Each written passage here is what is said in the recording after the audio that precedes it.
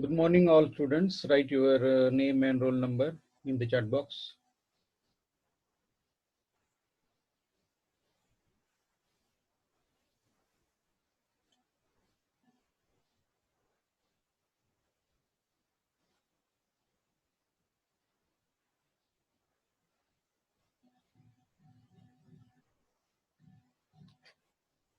So today and for the next week only, the Thakur sir is busy in the admission work.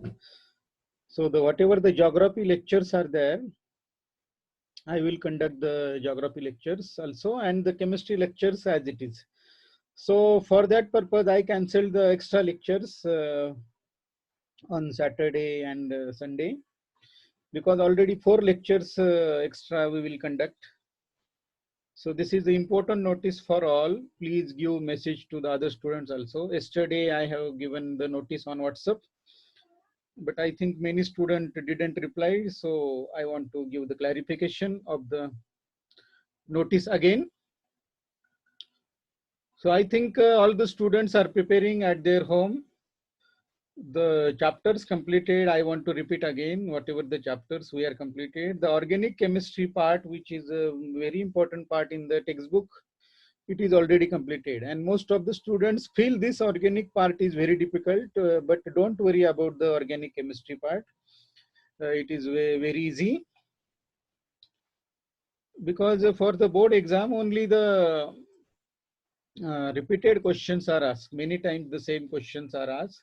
So don't worry about this organic chemistry part. I will make it easy, because whatever related the chemistry, I am the member, as I am the member of the paper setter also, I am the member of reducing committee also, I am the member of the textbook committee also. So I know students feel organic chemistry very difficult, but the questions will be asked for the board exams will be very easy, remember. So don't take too much pressure of the organic chemistry. The physical chemistry is there, applied chemistry is there, then inorganic chemistry is there, which will push you above 78, above 80 marks you will get easily. If you consider organic chemistry is very difficult. It is not actually difficult, but I don't know why student feels the organic chemistry is very difficult. Actually, organic chemistry is very easy, because it do not having any kind of numericals and values. Mathematical equations are not there. So I think little bit practice is required for organic chemistry, the concepts of nomenclature, UPSC, and if the concept of functional groups are clear, then it is very easy.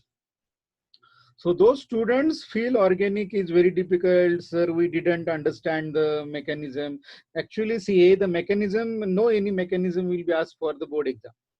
But if your nomenclature concept is clear, what is alkanes, what is alkenes, what is mean by amines, then what is aldehydes, what is ketones, what is carboxylic acids, then how we have to draw the benzene. In 11th standard concept should be clear, but many students take 11th standard very lightly, so they can face little bit of difficulties during this organic chemistry part.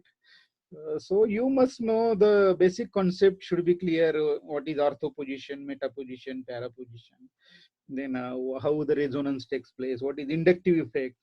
So not too much 11th standard concepts are required, but little but these concepts are very important. What is addition reaction, then what is elimination reaction, what is substitution, what is electrophiles, what is nucleophiles. These concepts should be clear. Then organic is very simple. Then within a week you can complete all the chapters of organic chemistry. So don't take any tension of the organic chemistry. First time in my life I am teaching this organic chemistry virtually, without using the chalk and without using the board. So these lectures videos will be available on the YouTube, but little bit work is going on to remove the breaks also, and in some recordings students started the video. So I request all the students, please don't start videos, because it disturbs the screen, and also it will disturb to other student. So I think many students are already joined. So we will start the new chapter. Already it is started. Yesterday at night, I sent the notes of this chapter also, and of the chapter number 13, which is amines. So 33 students are already joined. Means these are really interested students. These students want to learn chemistry. So this is a inorganic chemistry chapter. Remember, all the students, please give message to other students. Now organic is completed, so don't worry about the organic. Those students who feel still the organic chemistry is going on, now organic chemistry is finished. So the inorganic chemistry part, it is started. No any reaction mechanism will be there now. No any benzene will be there. No any addition, elimination, subtraction, reagents, catalyst. We are not using in this coordination compound. So see the weightage of this chapter. It is 7 marks. See. So first time in the history of Maharashtra, it's coordination compounds having the 7 marks weightage, and without option it is 5 marks weightage. Means you prepared the 4 or 5 chapters in the from the entire textbook will get good marks. 30 for the 30 marks practical, easily you can get 28 or out of 30 out of 30. And if you prepare the chapter of this coordination compound, you will get 7 out of 7 marks. If you prepare the halogen derivative, you can get 7 out of 7 marks. Then aldehyde ketones having the 8 marks weightage. So if you prepare these 4 chapters, you will get above 60 marks. Means if you prepare these coordination compounds, aldehydes and ketones, then you prepare the polymer chemistry, you can prepare this 4 mark chapters. So those students who feel numericals are quite difficult, for these students I will give this idea. Prepare these chapters which are very easy chapters. Easily we can get above 60 marks, and your group will be qualified for this different competitive exams. So for that purpose, I have given the weightage of this chapter is 7 marks, remember. So 7 marks is a very large weightage. First time I have given. So coordination chemistry, it is a totally new chemistry. These are the some questions which are asked for previous board exam. Already these questions I sent to you, because I sent the PDF of this copy. So we will start from the introduction part. It is not asked for the examination. What is mean by this coordination chemistry? See, the definition is given here. It is the branch of chemistry, like organic chemistry, then physical chemistry, inorganic chemistry, then polymer chemistry. This coordination chemistry, it is also the branch of chemistry which deals with the study of coordination compounds. Means we have to do the study of coordination compounds in this chapter. Coordination compounds are also known as, say, one word is written there, complex compounds. So these compounds are complex compounds. It is known as coordination chemistry. Means coordination chemistry is nothing but the study of coordination compounds or complex compounds. So these coordination compounds, I will show what is mean by these coordination compounds and how these coordination compounds looks. So before knowing the definition of the coordination compounds, so where these coordination compounds are distributed, where you should know. So these coordination compounds are widely distributed in the minerals, plants, and animals. Also, they play the very important role of biological functions. See, I will show the 2 examples of coordination compounds. How this coordination compound looks. See, this is a chlorophyll. It is a coordination compound of magnesium. You know, the chlorophyll is a green pigment which is present in plants, and with the help of this green pigment, the plants can prepare their own food with the process of photosynthesis. But we didn't require what is photosynthesis and all this. We are only interested in what is this chlorophyll, why this is called as coordination compound. See, this is a very large structure, complex structure, which is having here magnesium. It is at the center. It is called as central metal atom or ion. So each coordination compound, remember, contains a central metal atom or ion. So this is for understanding purpose only I have shown. This will be not for exam for drawing the structure or no any question will be asked on it. So it is for knowledge only how the coordination compound looks. This is another coordination compound. The name of the coordination compound is hemoglobin. All the students know what is mean by hemoglobin. It is a red pigment which is present in blood. So it is a coordination compound of the Fe, iron. So iron is a central metal atom, and this is four nitrogens. These are called as ligands. So what is this ligands and what is coordination compound? We will discuss in the next part. So I think your concept will be clear how the coordination compound looks. So the coordination compound means what? Now we will see in detail. It is a compound. Coordination compound is a compound in which there is one important central metal atom or ion. Central metal atom or ion is situated and which is attached to the group of surrounding molecules or ions by coordinate covalent bond. See, I will show one example here. See, this is one example of the coordination compound at the center. At the center, we can see clearly platinum is there, and there are two ammonia molecules and two chlorine molecules are there.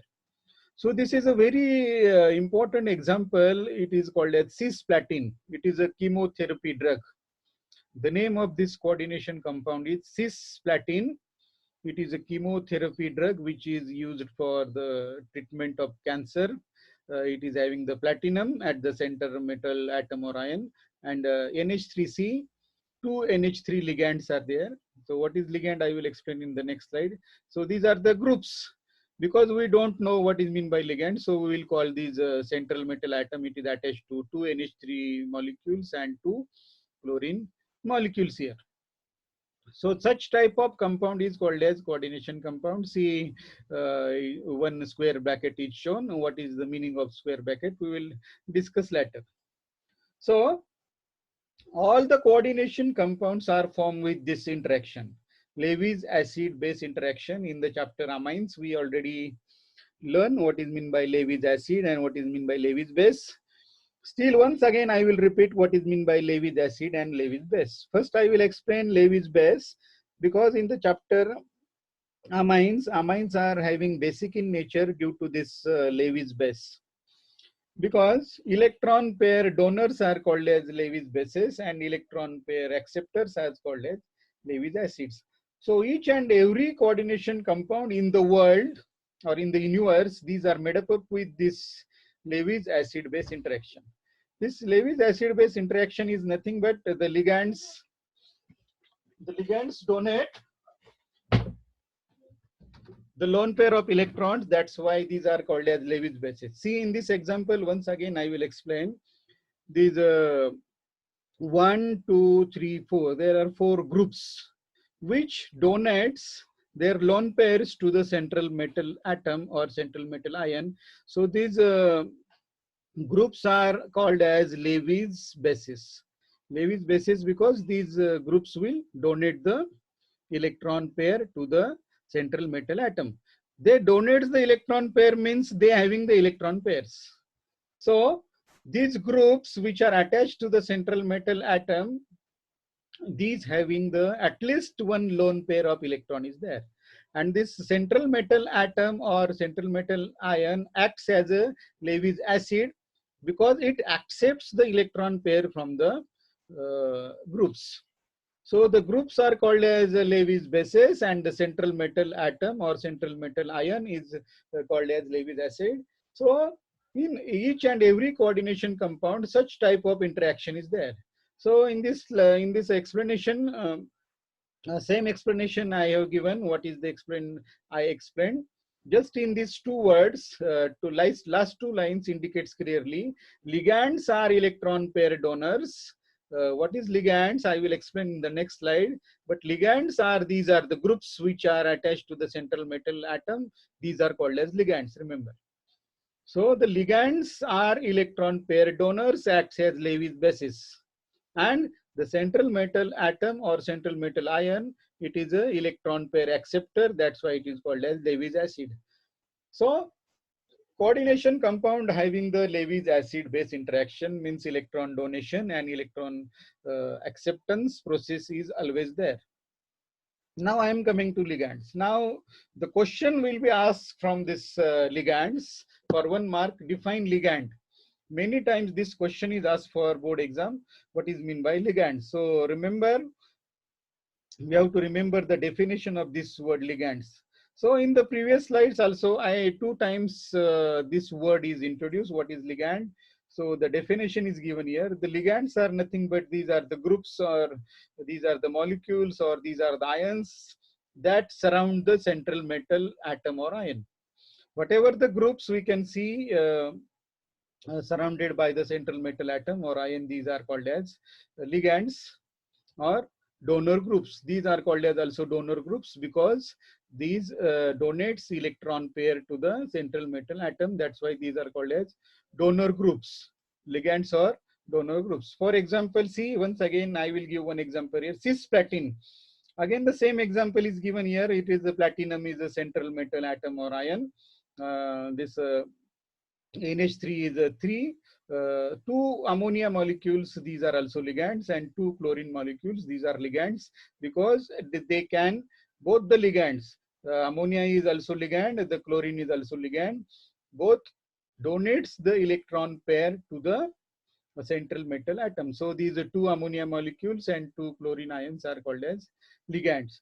In another example is given here. We don't know the name of the coordination compound because in the next slides we will see how the nomenclature of how the names are given to the coordination compound.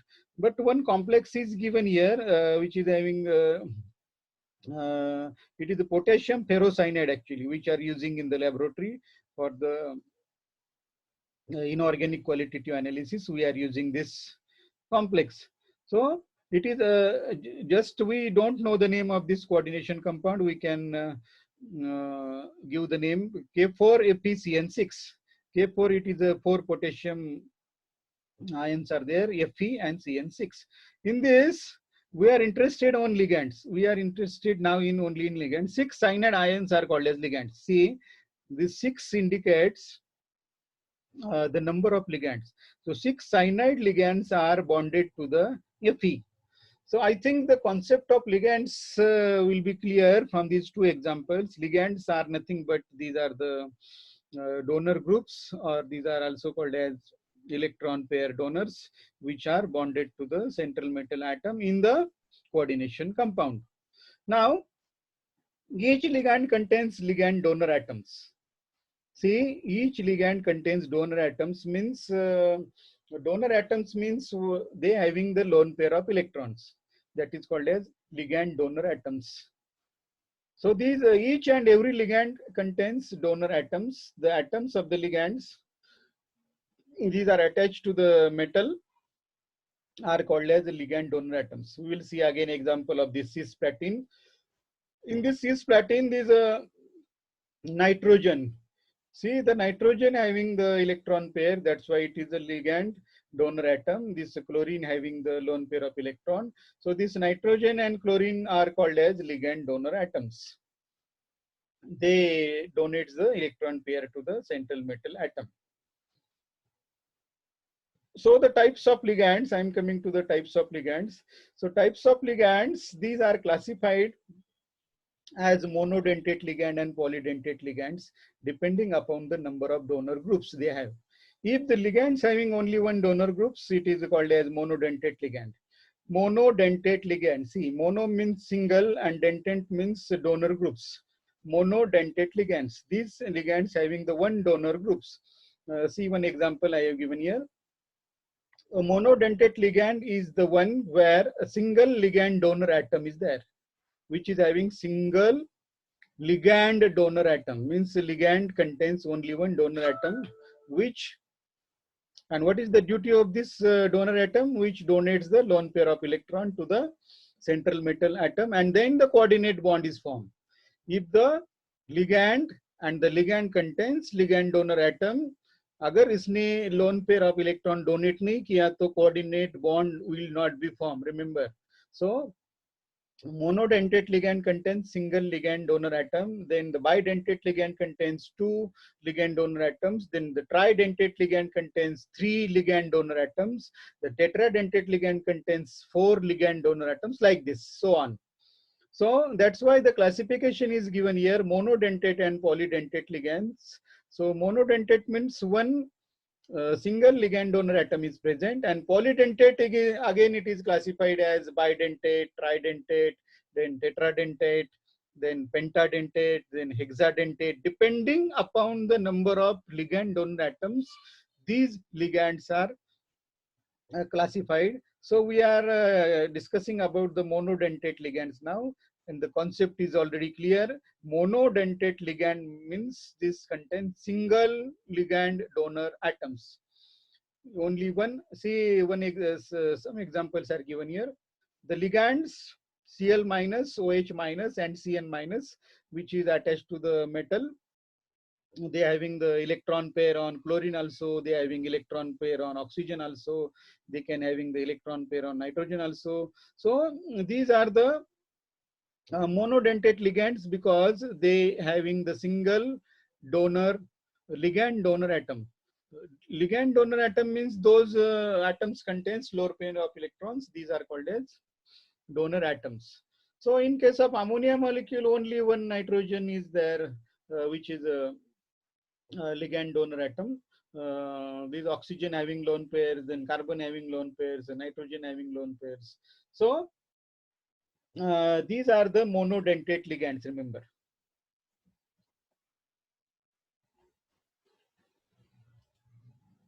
Now I'm coming to the polydentate ligands, as I explained in the previous slide also.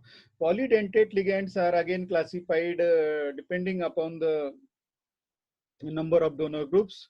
If two donor groups are there, it is called as bidentate. If the three donor groups are there, it is called as tridentate, tetradentate, pentadentate, hexadentate.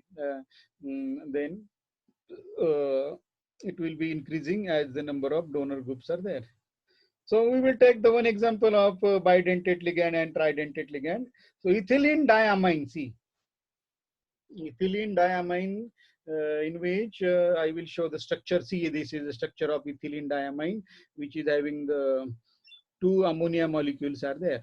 One is attached to this CH2 and another is attached to this CH2. So this is a CH2 ethylene, and this is diamine. So this ethylene diamine is a bidentate ligand because there are two donor groups are there, two ammonia molecules are there. So it is included in the bidentate ligand. One example is also there. This is oxalate ion, oxalate C2O4 minus C. It is a C2O4, C2 and 4 oxygens are there and 2 minus. It is also the bidentate ligand. Why it is bidentate ligand? Because these two oxygens, see, these two oxygens are considered as a electron pair donors. So these two oxygens are ligands.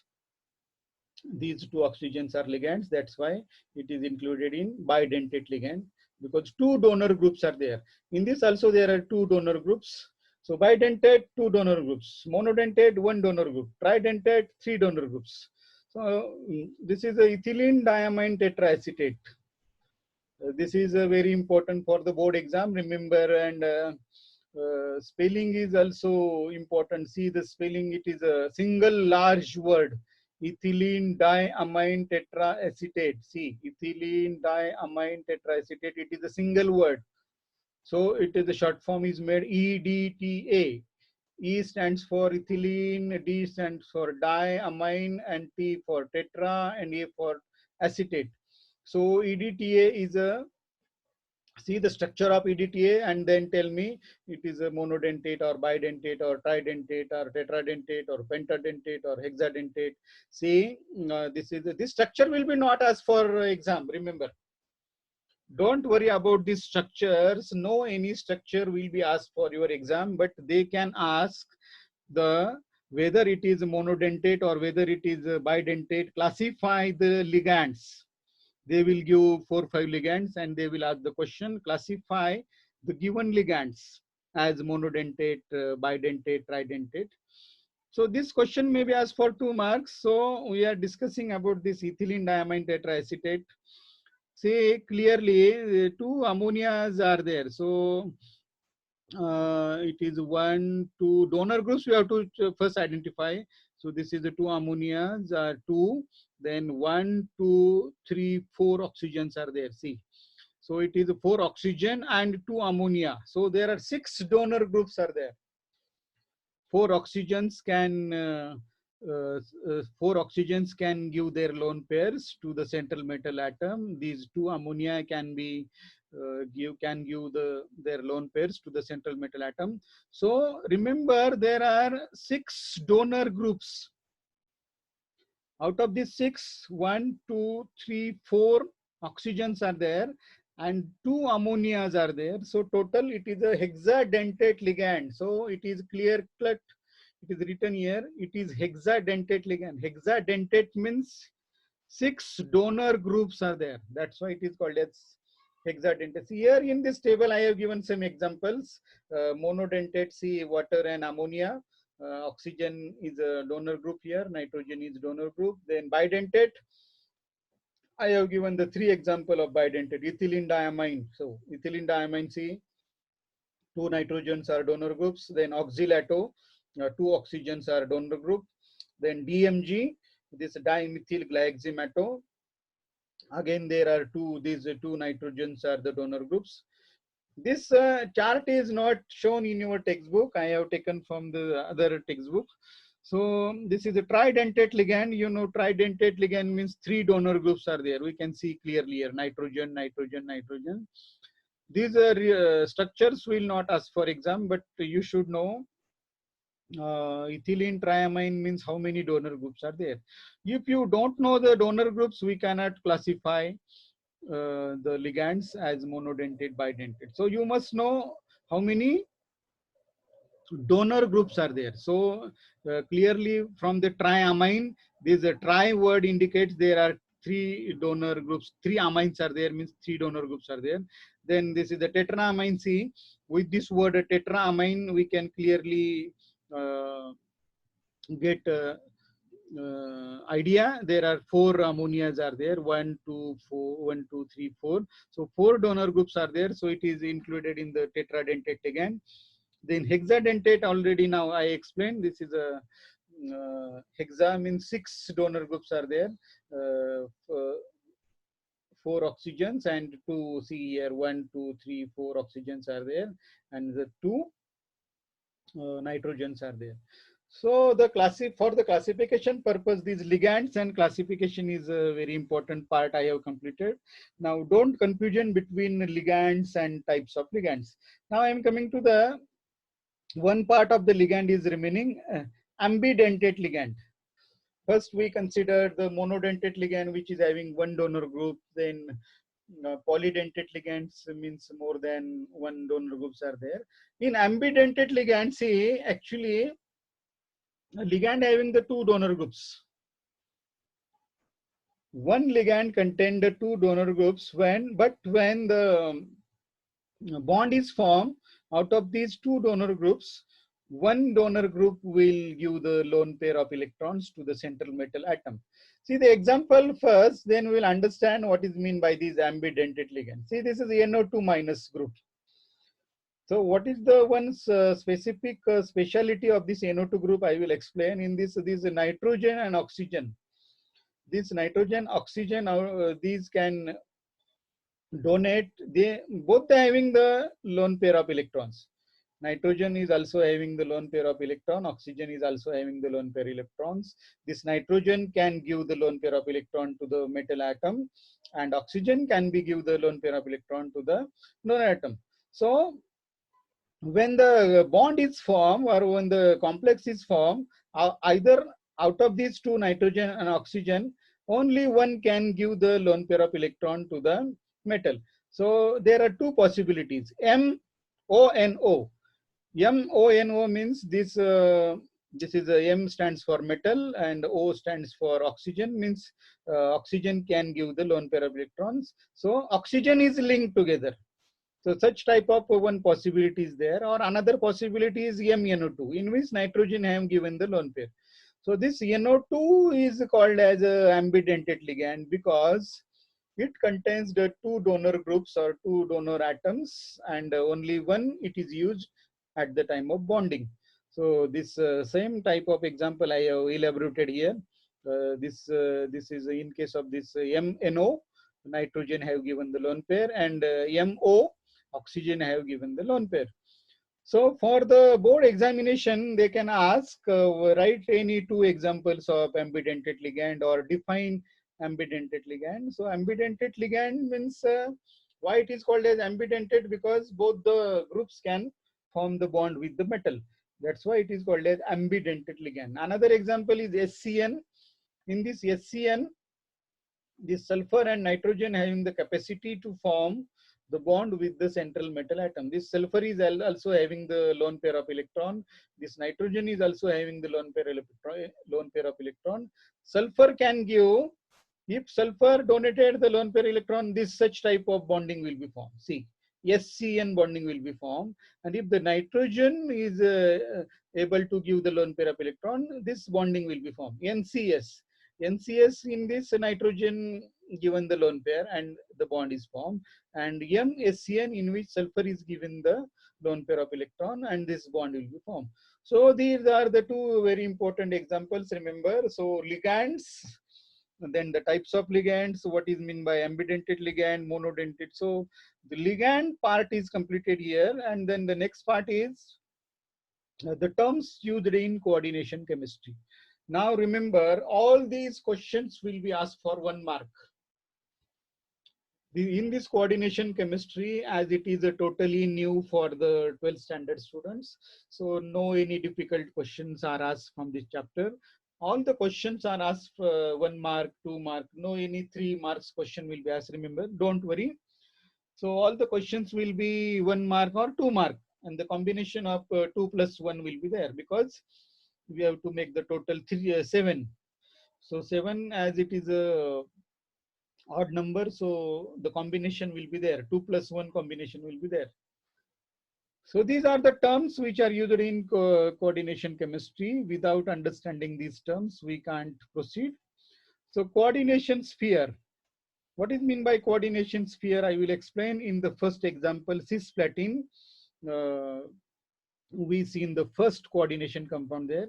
So coordination sphere means what? A central metal ion and the ligands attached to it are always enclosed in a square bracket. Yes. So what are the groups included in the square bracket? These are called as a coordination sphere, which is a discrete structural unit, means we cannot separate it. We cannot separate it. This coordination pair, we cannot separate. It is tightly attached. Now, another two concepts are there. What is meant by complex ion and what is meant by counter ions. These are also asked for the board exam.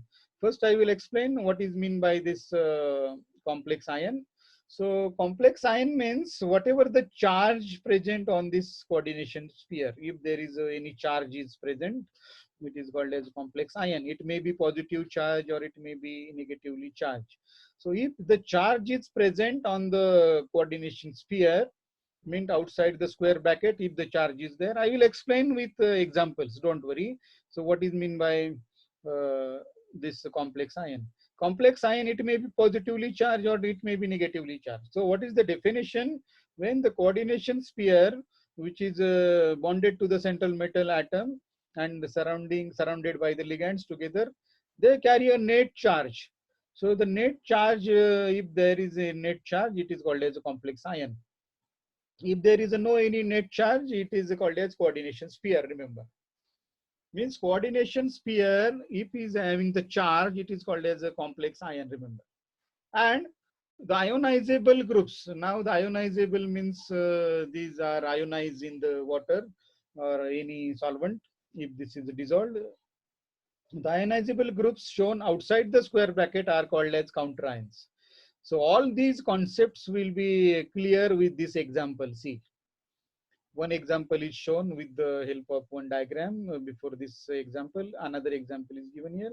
So one coordination compound is given here, K4FeCN6. You see the square bracket. Fe is a central metal atom, and the 6 cyanide ligands, these are bonded to the Fe. So according to the definition of coordination sphere, a central metal ion and the ligands. So Fe and the CN6, these are included in the square bracket, and these are called as coordination sphere, remember. And this outside the square bracket, there are 4 ammonia four ammonia ions are there, which are ionizable. Ionizable means these can easily dissolve. So K plus, how many K plus? 4 K plus are there. So due to this 4 minus charge is there actually, due to this 4 K plus. If this 4 K plus are removed, automatically 4 minus charge will be, automatically it will be on the complex. So this is a, when it is a 4 minus charge is given, it becomes complex ion, and it is a cation. If the positive charge is there, it will be complex cation. Sorry, it is anion. Negatively charged is anion, and if the positive charge is there, it is called as cation. So the compound ionizes at, this is a coordination compound. It is ionizes like this, 4K plus, and it is having the 4 minus. So I think you understand the concepts of ligand. See, another example is given here, CONH36. This is the central metal ion cobalt. NH3 is ligand. Inside the square bracket, it is a coordination sphere, and this 3 plus indicates the charge on the complex. And this is a coordination number. I am coming to in the next slide what is meant by coordination number. So this 6 indicates the coordination number, but it is in case of monodentate ligand only. So coordination number, what is this coordination number? Before this coordination number, we should know the charge number of the complex ion and the oxidation state of metal ion. These are the two different things. What is the charge number? Means how the charge is calculated on the complex ion, and what is the oxidation state of the metal ion. So we will take examples. With the examples, it is very easy to understand what is the charge number. So what is charge number, we will see in this example. See, the complex is given, for example, FeCN6. Inside the square bracket, now you know this is a coordination sphere, and 4 minus charge is there. Why the 4 minus charge is there? Because this complex is K4FeCN6. K4 means 4K having the plus 1 charge.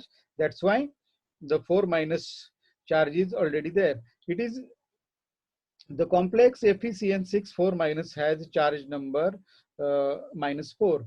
Whatever the charge number means, this charge present on the complex ion, it is called a charge number. Remember, it is already given.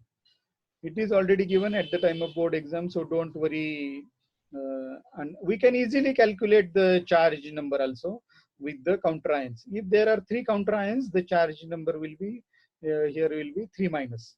So in the next example also we can calculate the charge number, but for this example only 1 minute is remaining. Again after